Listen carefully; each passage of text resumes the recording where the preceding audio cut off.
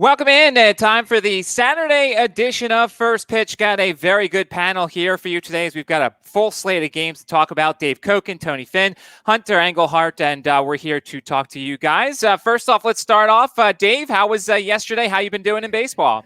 It's been a real good run. I haven't actually added up all the numbers because I don't like doing that. If I do, I feel like I'm going to jinx myself or something like that. It's been a huge run the last 3 weeks, though.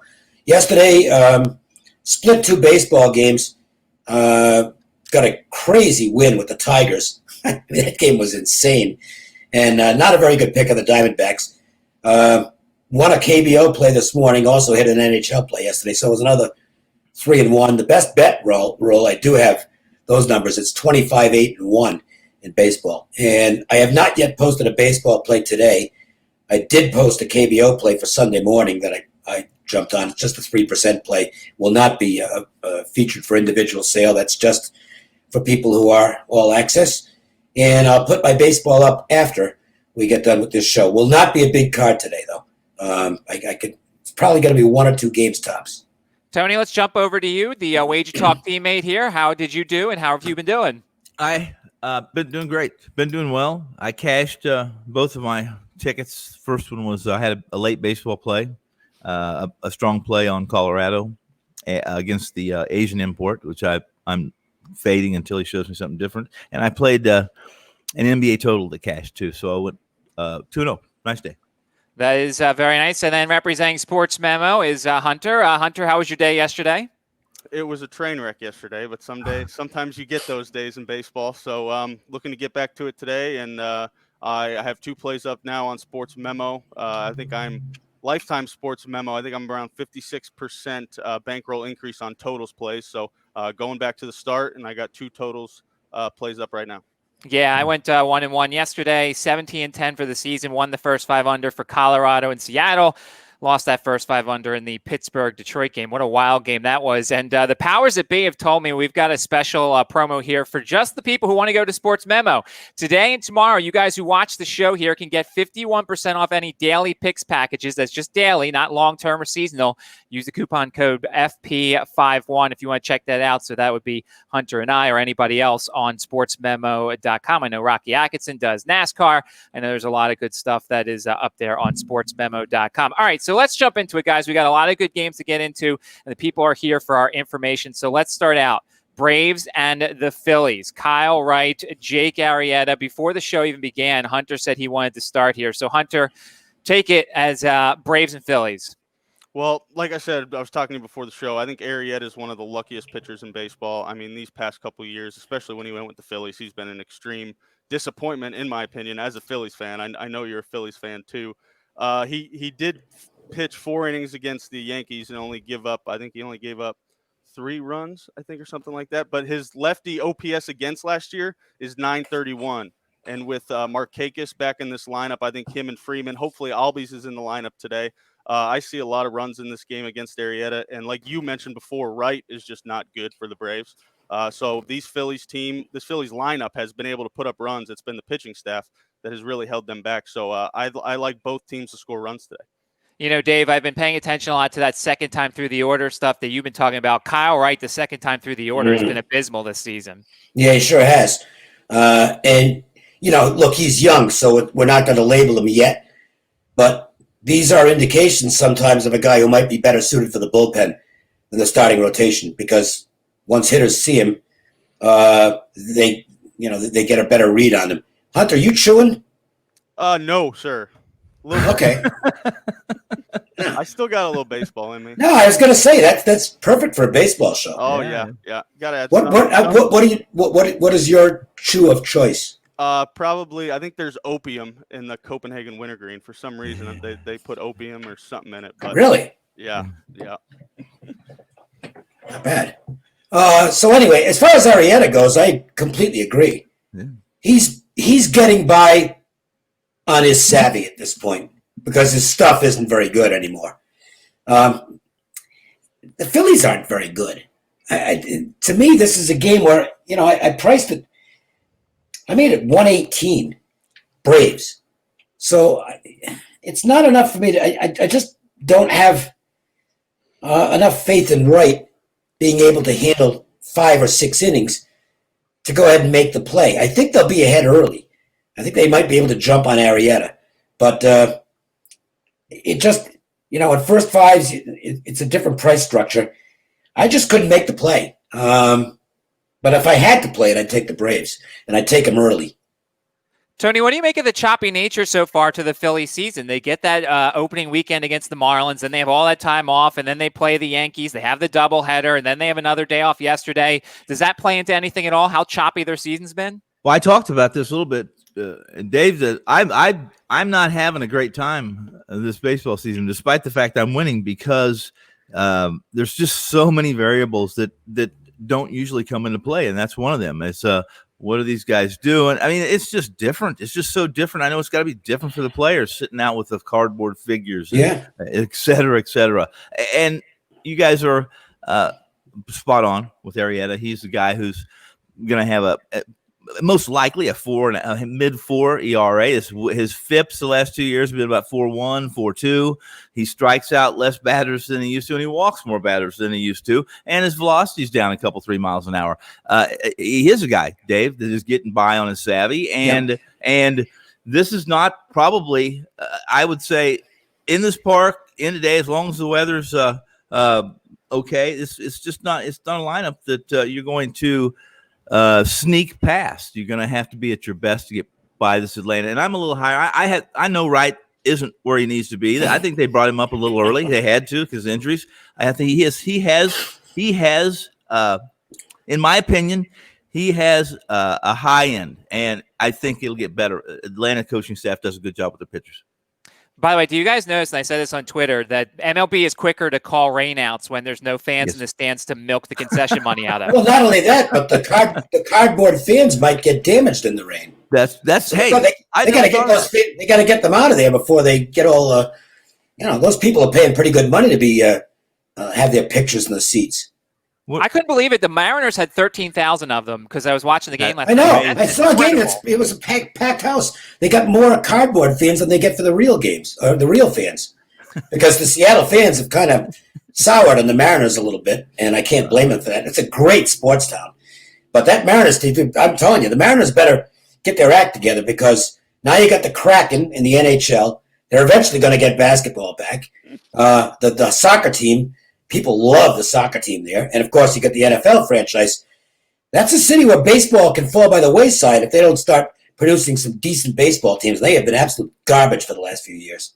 We'll get into the Mariners more as the show goes along. Let's move on to game 2 here. The Angels and the Rangers. Patrick Sandoval, who has not made an appearance since July 28th.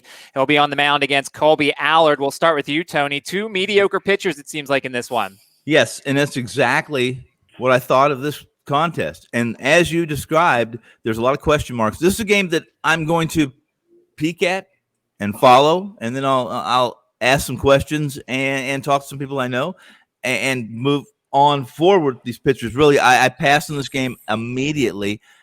That said, I'm interested in the game, so I don't have a lot of value to add to the conversation. Tony, what do you got on Bill Miller? He's doing the game today. Bill Miller is a professional. He's a great umpire. He's a neutral. He's not necessarily pitcher friendly or hitter friendly. He's one of the old school guys that actually follows he stays within that K zone. He knows they get graded, although he's grandfathered in, not like the new guys. But I like Bill Miller. He's the guy. For over-unders last year, 2019, he was 5 over to 12 under on totals 9+.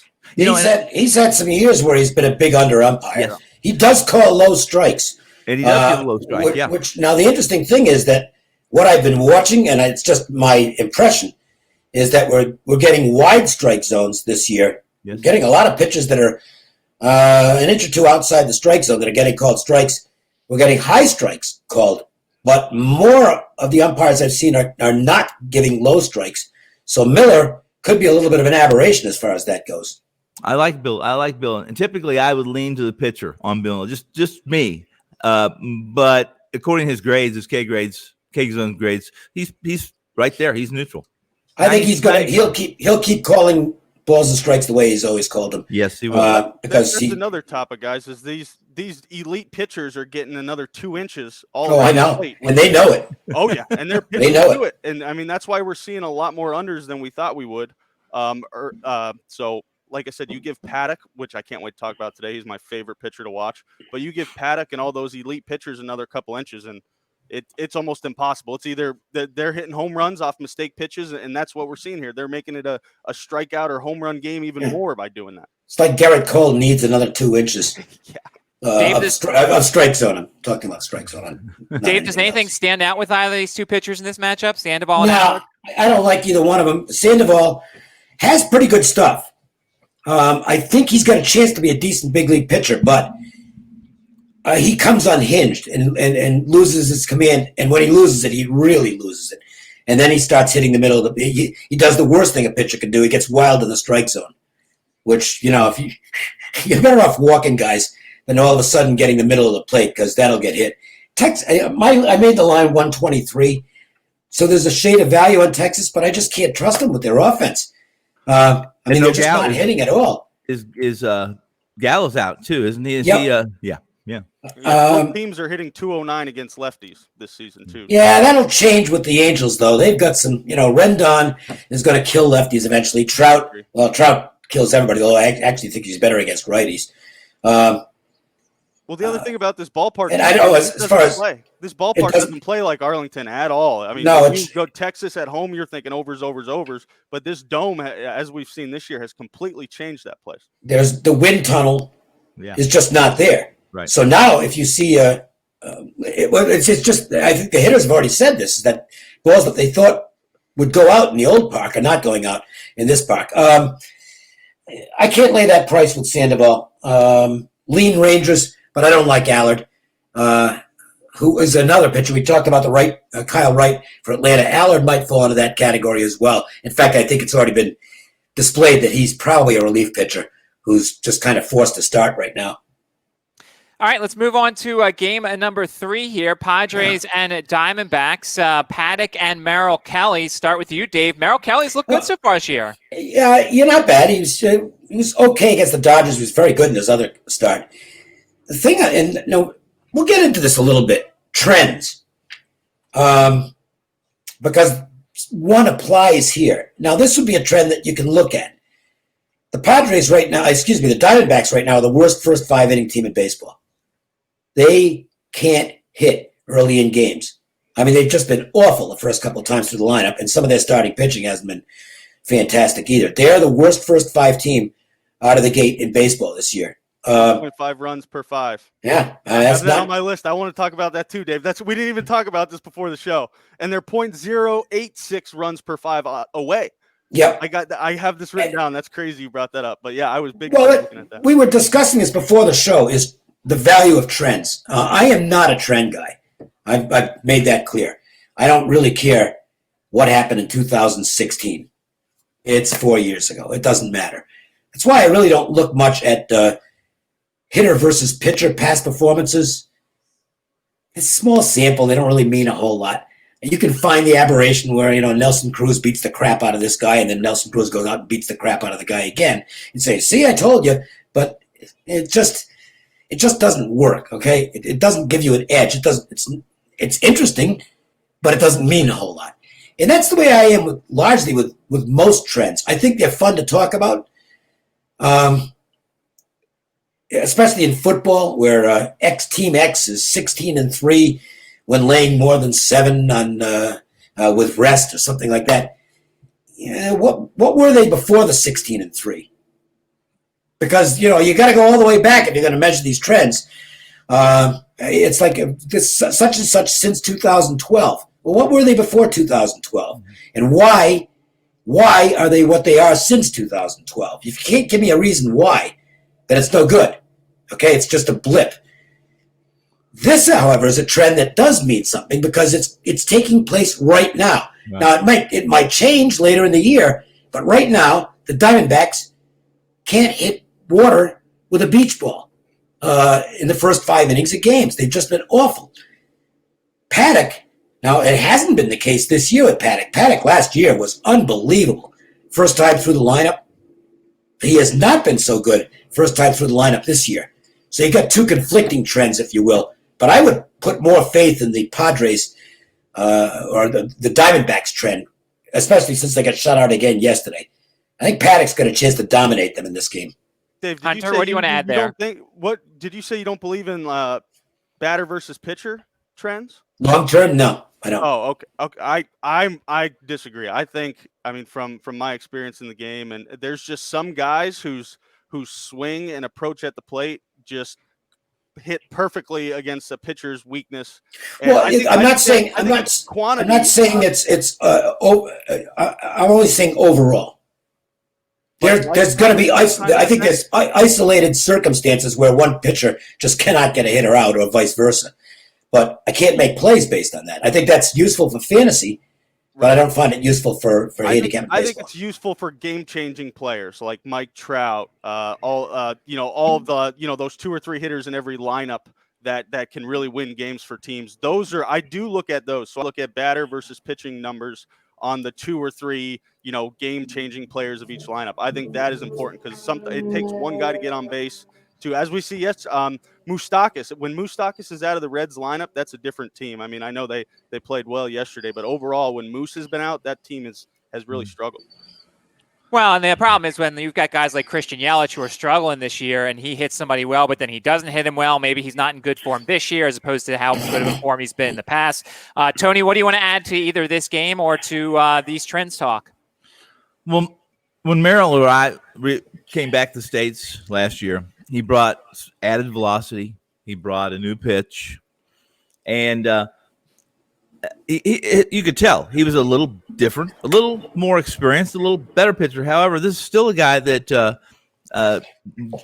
pitches to contact almost 80% of the time. He only has a 9% swing and miss rate, and in this environment, if you can't miss bats, you're in for a few games that you're just not going to survive a couple innings. It's just the way it is. He's a guy that pitches a little bit to luck, and anybody who's pitched to contact, pitches to batted ball luck. Those are the guys you really have to, as Dave and Hunter were just discussing.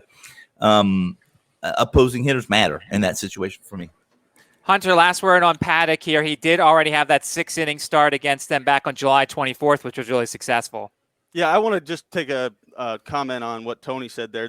There's guys who are pitch to contact guys, and the only pitch to contact guys that have really survived during this era of baseball are sinker ballers. Yep. Guys that balls are going down and ground ball pitchers. But if you're a pitch to contact guy and you have majority fly balls, you're probably not in the league very long. So one thing Merrill Kelly does have going for him, which I do want to mention, is he only has 1 walk over his first 13.2 innings pitched. And this Padres team really bases their runners on walks. I don't know if you guys have. I love watching the Padres this year. They're one of my favorite late games to watch, West Coast. And they see pitches. They work batters. They eat up pitches. So if they can't get Kelly out of the game and he's throwing strikes and he's working downhill, I think Kelly has a chance to do good here. But as far as that goes, if he leaves the ball up and is getting a little wild, these Padres hitters will make you work. All right, so before we get to our quick hit segment, let's tell everybody what they can expect when they go to Wage Talk and Sports Memo. Dave, what is up for you right now? What'll be up later? Nothing as far as a featured play is concerned. I'm going to finalize my card after the show.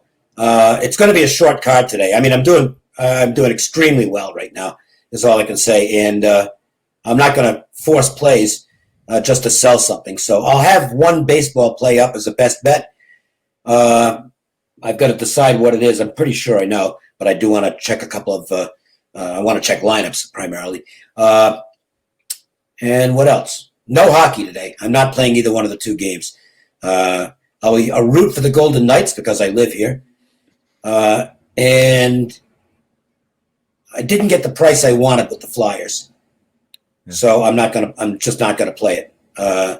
Best thing about betting sports, you're not forced to bet on days where you're not seeing stuff, especially when you're going good. There's no need to just say, oh, screw it, I'm ahead. I'm going to throw a bunch of stuff out there, and I don't need the money, so I don't need sales. So it's going to be real short up there today, guys. But hopefully, another great thing about baseball, Dave, is there's so many games. Other than this COVID thing, just in the past, you got 32 teams that are playing every single day. Yeah. The selection is just is incredible, and sometimes you just don't. Well, I mean, it's just one of those. It's one of those days. I mean, you got 9 zillion pitching changes, and I mean, there were only 6 games posted with odds last night. Yeah. So I knew going in, I said this is going to be a screwy day. But I do have something I like, and I'm going to check the lineups as soon as I'm done with the show. Dave, you're right. There's never been a harder year for me. Overnights are almost impossible. They're just almost impossible. I know it's a bitch because I like getting my work done. Yeah. And then seeing where the numbers are in the morning, and then going ahead and making the bets. I don't send the plays out overnight because a lot of people, who can bet at 3:00 in the morning. But I like to have the advanced work done, and it's kind of difficult when you don't know who's pitching. Yeah. Tony, what can we find from you today on Wage Talk? I have my first big ticket in Major League Baseball tonight. I'm 9-3 last 12 in baseball. Since we've come back and baseball started, and I have an NBA game out of the bubble in Orlando, and I'm 6-1 in the NBA since they restarted too. So really, I've been very fortunate, and I've been good enough that maybe that'll continue. I feel comfortable continuing. And as Hunter and I tell you what's on our website, sportsmemo.com, don't forget to use the promo code FP51, 51% off any daily picks packages. Just one day on sportsmemo.com, FP51 is that code. So, Hunter, if they go to your page, what are they going to find today? Yep, I got 2 plays. Like I said earlier, I got 2 totals plays. I had a rough go of it yesterday, so I'm going back to what I really, really have success on, which is totals plays. And also, I think there's one more day for that 7-day promo. Am I correct? Yeah, week 69, WEEK 69. You can choose whatever handicap you want at wagertalk.com. You can choose more than one, and you get an entire week, all plays, all of them, whatever they've got up. Me or anybody else, $69. So use the code week69. And then I've got a best bet up and a 3-pack as well for today on the Major League Baseball. All right, let's go. Quick hits here as we start down. And we've got the Indians and the White Sox, one of those pitching changes. Matt Foster, the reliever, going for the White Sox against Zach Plesac. We'll start with you, Dave. Yeah, Matt Foster probably going to be not an opener. I think they'll probably try and get 2 or 3 out of him here. An interesting guy. He doesn't fit today's profile of a pitcher. He's like 6 feet tall and weighs 220. He's not the big angular guy who's going to be throwing down at hitters. So he's probably going to be a reliever his whole career. Plesac, he's been solid for the Indians, but, same old story with the Indians. They can't hit. And I can't risk him. I made the price a little cheaper than it is. I think it's 123. I made it 109. I made it 109. So slight value on the White Sox, but not a play. Hunter, the Indians had that big breakout against the Reds that last game of the series and then get shut out yesterday. What do you make of this one? They're not hitting when guys are on base. They're not doing situational baseball. They're grounding into double plays with less than 2 outs when there's guys on the base. I mean, they're just not hitting. And when you compile a team that should be hitting that's not hitting against a team that doesn't have Tim Anderson or Edwin Encarnacion, I mean, it's a stay away fuck show, if I'm allowed to say curse on here. I don't know, but so I'm just staying away. I'm very offended. Tony, anything to add here?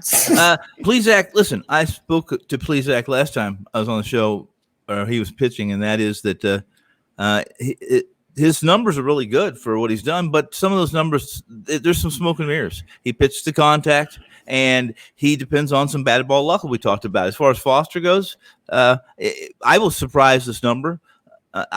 You would think that Foster, White Sox, Indians pitching staff, Plesac, who had a pretty good year last year, and the pitching staff for the Indians are having a tremendous year this year, that this number would have been a little higher, I thought, on Plesac. But I stayed away. As Dave said, this is a coin toss, in my opinion. By the way, notice that Ross Detweiler is going to be in the mix. Can't believe he has not given up any runs this year. That's a guy who's kind of hung Neither can around. he. Yeah, exactly. I don't know how he's hung around. But I guess it's because he's a lefty, but he figures to be in the mix here. All right. I know our stance on double headers, but let's just get this out of the way. We do know Garrett Cole and Tyler Glass now, the first matchup here. Great 5.5. 5.5 is the total. Don't forget, it is 7 innings. Any thoughts? We'll start with you, Tony. I made this game a lot more than 150. How about you guys? I like Glass now.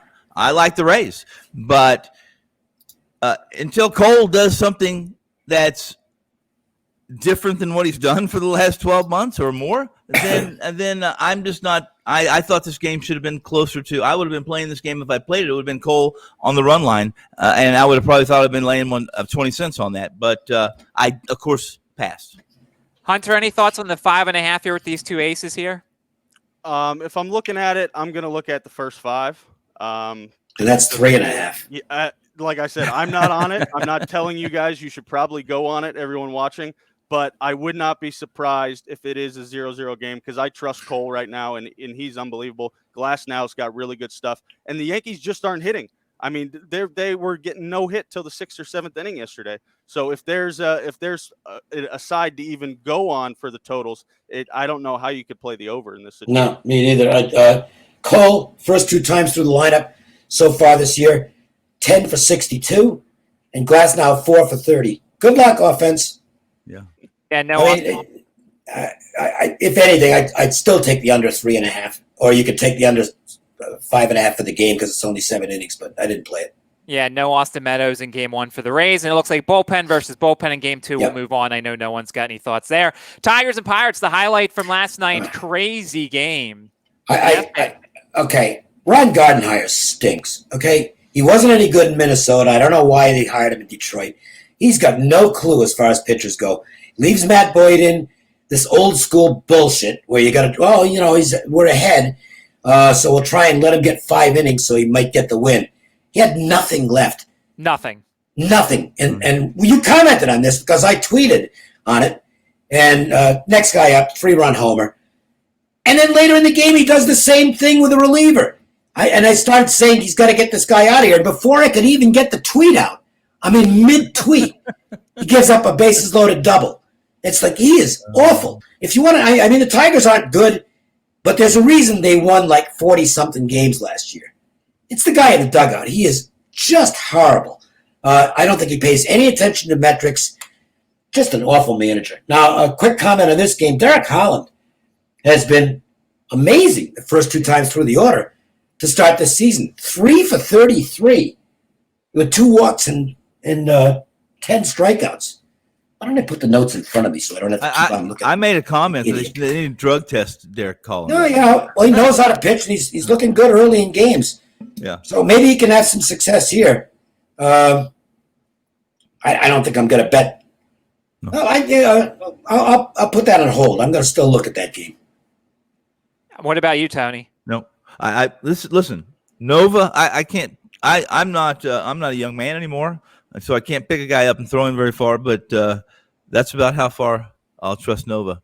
And Holland has been really good, and above and beyond what we expected of him, or at least what I expected of him. So these are the kind of games, guys, that I take a step back from and say, it's just, as Dave said, there's so many games to play. Why I'm not going to push my luck onto some pitcher's luck. That's just not going to do it. Hunter, are we going to get another 17, 14, 13 type game here? I try to stay away from capping bad teams. I consider these 2 very bad teams, and usually with bad teams, they either play really good once out of every couple games, and then their majority really bad. So it's hard to look at stats and kind of see what's going to happen when, especially last night. I mean, who would have thought there'd be that many runs? So I stay away from matchups like this. Next up, Astros and A's. I was looking first 5 under here, folks. We'll start with you, Hunter. But Montas, the control has been a little bit of an issue. The 4 walks, he only did that once last year. He had 5 walks last year. But he's got some electric stuff here against Valdez, who has 1 good relief spot and 1 mediocre start. What's your thoughts on this matchup? The Houston Astros are just not finishing games. They're not the Astros that we saw before. We were on the show yesterday. Dave and I were talking about it. I liked Houston the first 5, and it was pretty much the only game that I was that and maybe one other that I was right about. But their bullpen is really bad. I don't see Valdez going very long. I do like Montez. He's a gamer. I mean, he's in there. He figures it out. If I'm going to have to be on a side, it would probably be the A's at home. Tony, any thoughts on that? Go ahead, Dave. I was just going to say, I think the price is a little steep. I think the A's win, but 140-ish. Boy, that's still a big number against the Astros. I thought the right price is 125. I agree, Dave. I trust Montes. more than obviously than I trust Valdez. I mean, Valdez went from pitching a really had a nice effort against the Angels, and then he came back and was beat up by Toronto by the young guys at the top of the order. Here's the deal. Everything they just said is accurate. Oakland's bullpen should be better than they've been. I think they're trying to do some things and make some adjustments. And the Astros just continue to give games away, and games that they should be in pocket, even though Presley and that group hasn't been very good. Two guys I don't think anybody would know if they walked into a bar pitching in D.C., Austin Voth and Tom Eshelman. Nashville's playing bad baseball right now. We'll go back to you, Tony. Thoughts on this one? I apologize. What was the last comment you made? That Eshelman and Voth are guys you would never notice in a bar? Just basically saying how awful they are? Yes. And here's to if I'm going to handicap a game and if I'm going to spend time on a game, guys and audience, there has to be something that attracts me to it. There's got to be one positive against a negative. Typically, if I have two negatives, they don't make a positive. So I just don't spend a lot of time on it. And that's the case in this one because of this show and because Saturday games earlier and we had no overnight lines. I have very little problem skipping over a game if this is the scenario for me. I made the price 172. Next. Yeah. No, seriously. If you got nothing to say, then don't say anything. Okay. Yeah. Right. He's right. I mean, I don't know how the way the Nationals played yesterday and the way they've been playing. I mean, they're bound to get their bats going, but at this price, geez, stay away. All right, moving on. Twins and Royals. Odorizzi first start of 2020, coming off the IL, off the intercostal strain. He'll go about 70-75 pitches. Danny Duffy has a 7.82 ERA against the Twins last year. Dave, thoughts on this one? Duffy's looked good early in games so far. First two times through the order, 5 for 34 with one walk and 11 strikeouts. But he's facing the Twins, and boy, can they hit!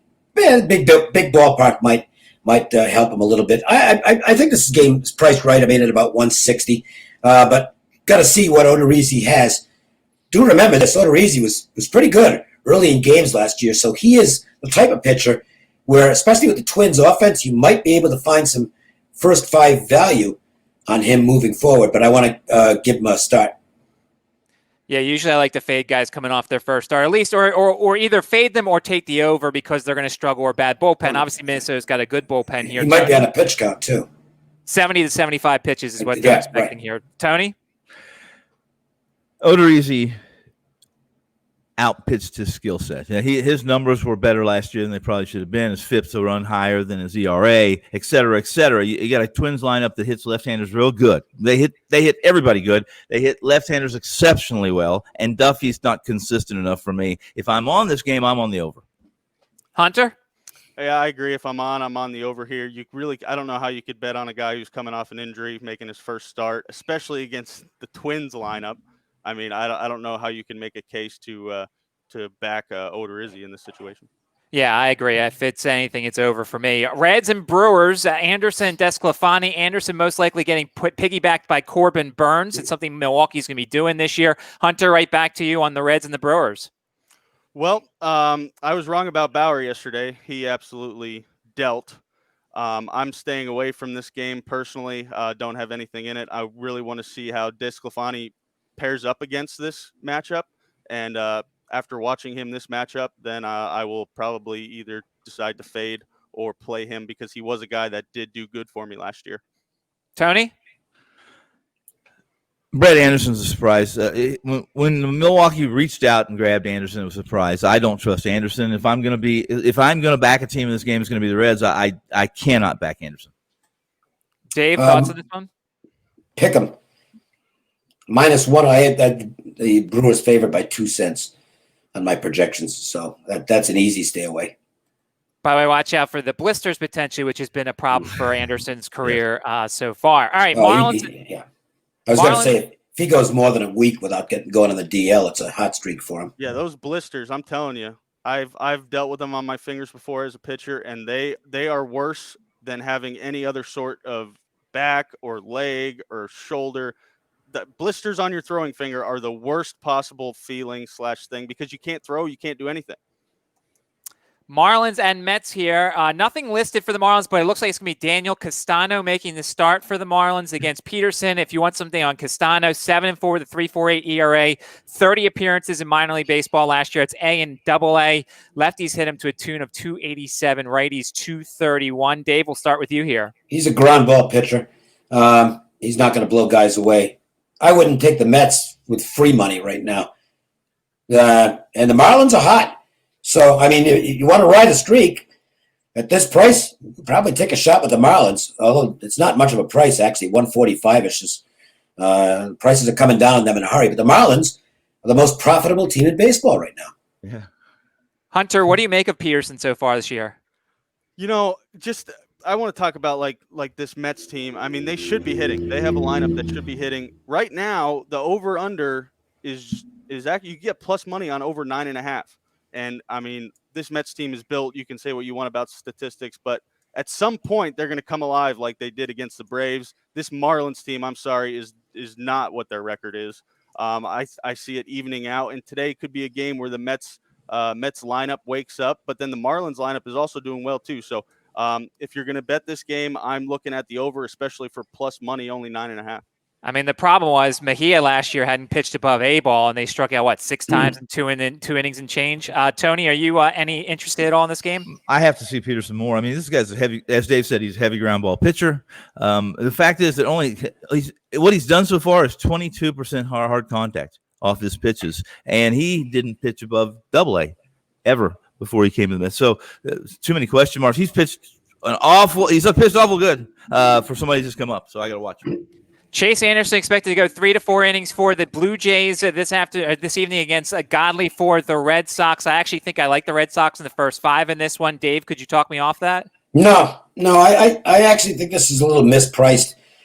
The problem is I'm having a lot of trouble backing the Red Sox in any game right now, unless they're getting a real good price, because I don't think they really care much. There are a couple of teams out there who kind of look like they just want to get this over with, and the Red Sox are one of them. Tony, thoughts on this one? I don't. Listen, I'm not a Godley fan. I just don't. He's just too pedestrian. And as far as Chase Anderson goes in the Blue Jays, they're a team that I will fade this year before I'll play. We talked about Odorizzi coming off the DL here, making this start. Hunter, Chase Anderson also doing so.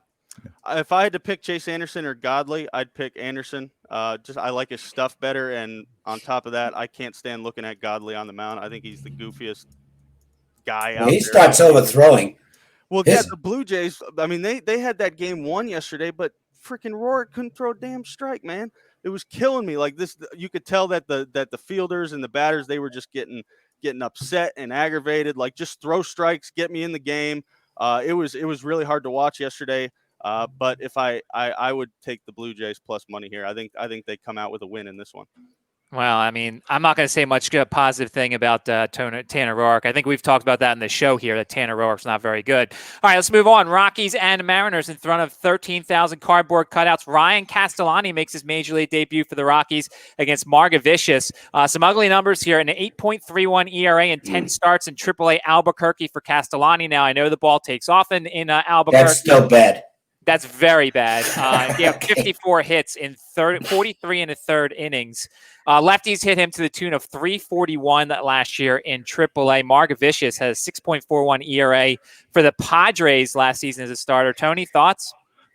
As bad as those numbers are for Pacific Coast League ball, here's the deal. This is Mariners.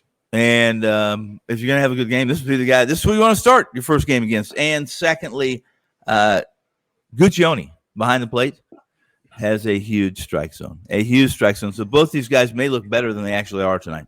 Yeah, I watched enough of Margevicius last year with the Padres, and he might be a lefty specialist out of the bullpen, and there's no need for them with the new rule. Which explains why he's on a major league roster with Seattle, because they don't have much pitching. I made it price 113. I think it's priced about right. The Mariners have a chance to win one here, but the Rockies are not a team you really want to go against right now. They're 10-3. They're playing good baseball, and they hit left-handers well, Dave. They have a lineup that indicates they should be decent against lefties. But But, they're just playing good ball right now. They're excited. And that's not a team I really want to get in the way of. Yeah. Hunter? Yeah, especially when you have Charlie Blackmon, who's a lefty, you're thinking, okay, lefty-lefty matchup to start the game. He actually crushes left-handed hitters. And this Colorado's Rockies team I'm not going to bet against them right now either. They're just playing way above what everyone expected them to. They were actually one of the teams that wanted to cancel the whole season. Yeah. So coming into this year, they were thinking the whole league and everybody else was thinking, okay, these guys are going to just try to get through, get some draft picks, build again.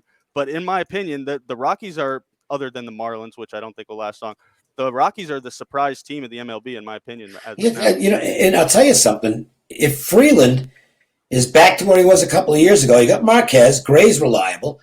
Senzatella's actually, shown that he might be able to fill in a 4-hole. And they've got a bunch of different guys in the bullpen, and Bud Black's really good at mixing and matching out of the pen. They might be better than a lot of us thought. Dave Freeland made a comment. He didn't think the ball felt like it did last year. He doesn't think it's juiced. Most people I hear talk to disagree with that. But guess what? The guy who's pitching well is going to say, "Yeah, ball's good." The guy who's getting clobbered is going to say, "This ball's worse than ever." So, yeah, when Freeland just dominated like he did 2 years ago, and then you just see an amazing regression where he doesn't even look like he belongs there. His stuff is still good. It was just all in his head. It was mental. It had nothing to do with his ability. As you could see, they still have trust in him to throw him out there. So it was a complete mental thing for him. And I mean, he looks like his aura out there just looks different this year than last year. He looks confident, and that's huge when you're on the mound. Is confidence, especially when you pitch in a place like Colorado. All right, last game of the day. Let's go Dodgers and Giants here. Kershaw against Cueto. We've made our thoughts if you've watched this show about Johnny Cueto. Hunter, we'll start with you. Two veterans here on the mound. I love why am I blanking on this? Clayton Kershaw this year. I think this is another game that we talked about yesterday. I think you got to take probably the alternate -2.5 or pass on. Cueto this is the second time they're seeing Cueto. We saw him in the opener against the Dodgers where he was like a magician out there. He was holding his leg up for 2 seconds and 1 second, quick pitch in. I think he's going to just get absolutely rocked. I don't see him lasting more than 3 innings. You mentioned yesterday that if you wanted to take a shot on the Dodgers game, lay the 2.5. Might want to do it again. Or the 3.5, Dave. Lay the 3.5. I mean, I predict the Dodgers victory. How's that for going out on a limb? There you go.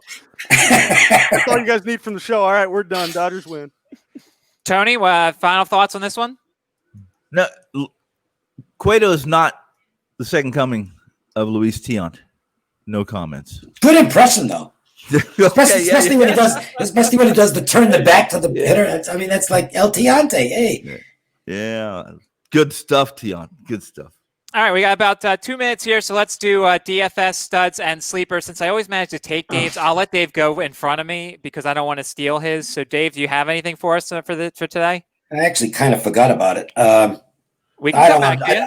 I don't want to just guess at something. So, actually, I'm guessing anyway with fantasy baseball, but this would be even worse of a guess. I'll let you handle it today. All right, Hunter, you want to go?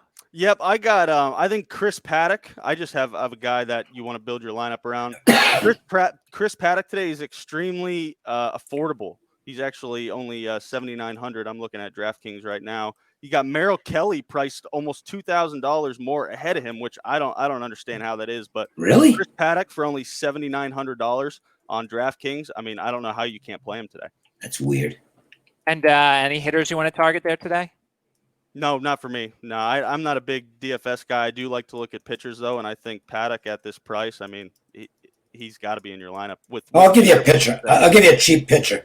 Voth for the Nationals. He can have a good game against this Orioles lineup, and he's going to cost like chump change. So there you go. There's your sleeper. All right, Tony? I really didn't, although I wish I knew that I think we all would probably agree, and if somebody's heard that Matt Foster's going to be it's going to be an opening, basically a bullpen day for them, I would have said, listen, against this Indians lineup, Foster, we know Foster's cheap, but he may not pitch long enough or even qualify for a win. So I'm going with Peterson for the Mets, and I'm going with the hottest hitter in the planet right now. Charlie Blackmon just seems to be getting 2 or 3 hits every night. So Charlie Blackmon against that mediocre group of pitchers for Seattle are my recommendations. Don't forget, guys, we will be back tomorrow at noon. A lot of the same panel will be here tomorrow at noon and then 3 o'clock during the week. Also, for those of you who go to sportsmemo.com, please check it out for today and tomorrow. FP51 is your coupon code. Daily packages, whether you want to get 1 pick or 3 picks. It's only for daily, though, FP51. And then, of course, as Dave has been saying, week 69, you get a whole week of all access on Wager Talk at Sports Memo. Goes away midnight on Sunday. Dave's really hot in all sports. So is Tony. Hunter's doing well as well. You can find all our work on Wager Talk and Sports Memo. Guys, thanks for everything. We will be back tomorrow at noon Eastern Time.